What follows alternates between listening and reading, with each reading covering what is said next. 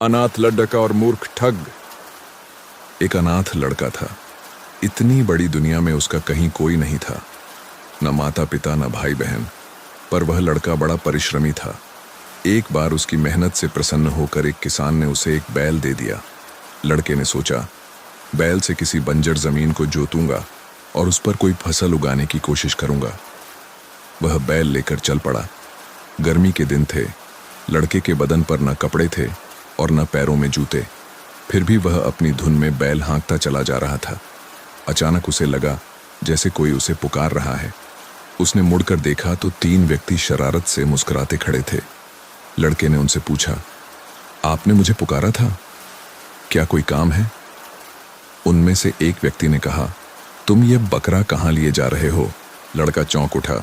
बकरा? ये बकरा नहीं, बैल है।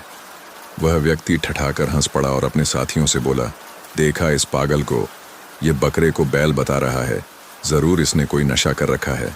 उसकी बात सुनकर दूसरे व्यक्ति ने कहा, और बकरा भी कैसा, बिल्कुल मरियल, कोई कौड़ी को भी न पूछे। तीसरा व्यक्ति बोला, पर हमें इस बेचारे की सहायता करनी चाहिए। 4-5 रुपयों में यह बकरा खरीद लेना चाहिए। ये सुनते ही पहले व्यक्ति ने टेंट से 5 रुपए निकाले और लड़के के हाथ में थमाते हुए बैल की रस्सी छीन ली। वह लड़का बेचारा कुछ समझ भी नहीं पाया कि क्या करे क्या कहे। वह अकेला था और वे थे 3। वह यह भी समझ गया था कि वे तीनों मिलकर उसे बेवकूफ़ बना रहे हैं। वह यह भी जान गया था कि ज़्यादा चूं चपड़ करने पर वे तीनों उसे पीटने लगेंगे और मुफ्त में ही बैल लेकर चल देंगे। सो उसने उस समय चुपचाप रहना ही उचित समझा। वे तीनों व्यक्ति बैल लेकर चल पड़े। वे अभी थोड़ी ही दूर पहुंचे होंगे कि वह लड़का भागता भागता उनके पास आया। उसने कहा, आप लोग बहुत दयालु हैं। मेरे मरियल बकरे को सचमुच कोई न पूछता, पर आपने उसके 5 रुपए दे दिए। आपसे बढ़कर सज्जन मुझे कहाँ मिलेंगे? मेरा दुनिया में कोई नहीं है। यदि आप लोग मुझे नौकर रख लें तो मेरे कुछ दिन सुख से कट जाएंगे। तीनों व्यक्तियों ने सोचा, यहाँ तो मुफ्त में ही नौकर मिल रहा है। उन्होंने उसे अपने साथ ले लिया। लड़का बड़ा मेहनती था। कुछ ही दिनों में उसने तीनों का विश्वास जीत लिया। वह उनके सारे काम करता, घर खर्च और पैसों का भी पाई पाई हिसाब रखता। तीनों उससे बड़े खुश थे। एक दिन वह लड़का एक विचित्र सी टोपी लगाए घर लौटा। उसकी 3 नोकों वाली टोपी देखकर तीनों व्यक्ति हंस पड़े। वे बोले, यह जोकरों की टोपी कहाँ से ले आया है? पर लड़का गंभीर बना रहा। उसने कहा, यह टोपी जोकरों की नहीं है, यह एक करामाती ताज है। इसे पहनकर बाजार में हर चीज़ मुफ्त ली जा सकती है। इसी के कारण तो मैं आपसे अपने खर्च के लिए कुछ लेता नहीं। तीनों व्यक्तियों को उसकी बात पर विश्वास नहीं हुआ है। यह देखकर लड़के ने कहा, आपको मेरी बात पर विश्वास नहीं हो रहा है। कल बाजार में चलिएगा और इस ताज की करामात स्वयं देखिएगा। तीनों व्यक्तियों ने हामी भर दी और अपने काम धंधे पर निकल गए। उधर वह लड़का वहीं टोपी पहनकर बाजार चला गया। उसने 3 बड़ी दुकानें चुनी। फिर उनके मालिकों को बड़ी बड़ी रकमें देकर बोला, कल मैं अपने 3 मेहमानों के साथ आऊँगा।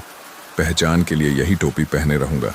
वे जो खाएं पिएं, जो मांगें देना, पर 1 पैसा भी नहीं मांगना। यह पेश की रकम लो, बाद में मैं हिसाब कर लूँगा। दुकानदारों को इसमें क्या आपत्ति होती? लड़के का भी इसमें कोई नुकसान नहीं था। उसने वह रकम उन तीनों व्यक्तियों की एक गुप्त गुल्लक में से निकाल कर दी थी। दूसरे दिन सुबह वह तीनों व्यक्तियों को लेकर बाजार में पहुंचा। तब तक बाजार में उसके पेशगी रकम देने की बात फैल चुकी थी।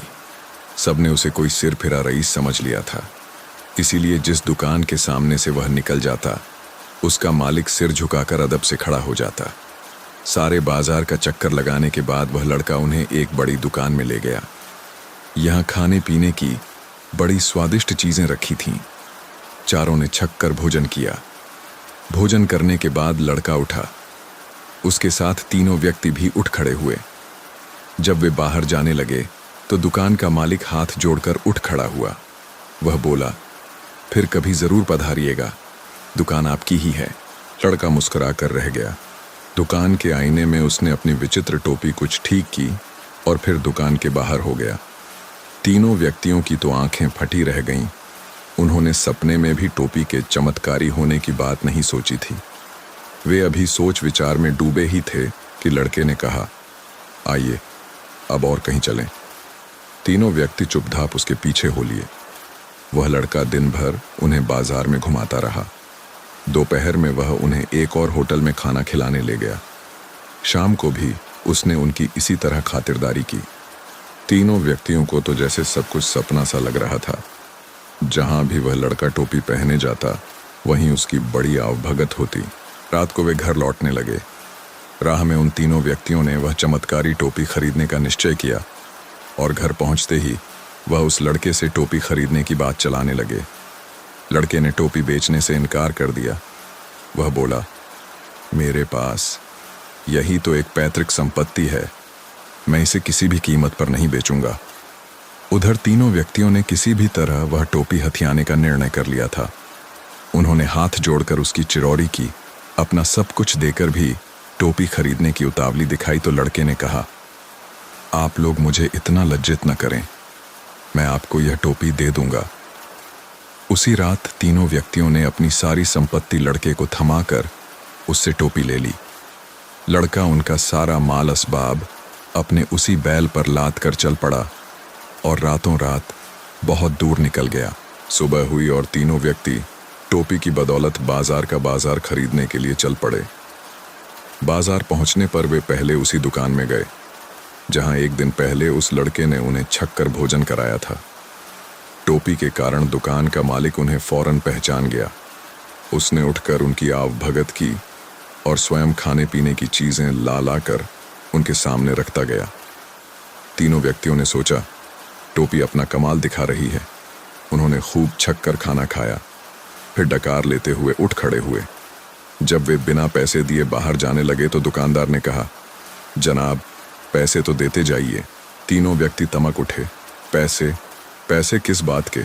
और यह कहते हुए उनमें से एक ने टोपी दुकानदार की आंखों के सामने नचा दी। दुकानदार काफी मोटा तगड़ा था। वह अकेला ही तीनों के लिए काफी था। उसने लपक कर टोपी वाले व्यक्ति की गर्दन पकड़ ली और बोला, अब बताऊं तुझे पैसे किस बात के? तीनों व्यक्ति बड़े सकपकाए।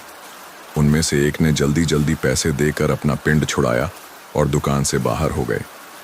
बाहर आकर वे आपस में झगड़ने लगे। टोपी पर उन्हें अभी भी विश्वास था। दो व्यक्तियों ने अपने तीसरे साथी से कहा, तुमने टोपी हाथ में ले रखी थी, इसी कारण उसका असर नहीं हुआ, तुम इसे सिर पर पहनो। तीसरे व्यक्ति को इस बात में सच्चाई लगी। उसने टोपी सिर पर रख ली।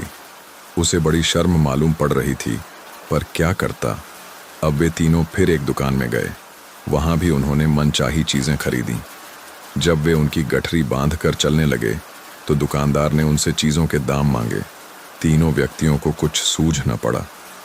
घबराहट में टोपी पहना व्यक्ति दुकानदार के सामने आकर अपना सिर हिलाने लगा ताकि दुकानदार टोपी से प्रभावित हो जाए, पर इसका उल्टा असर हुआ।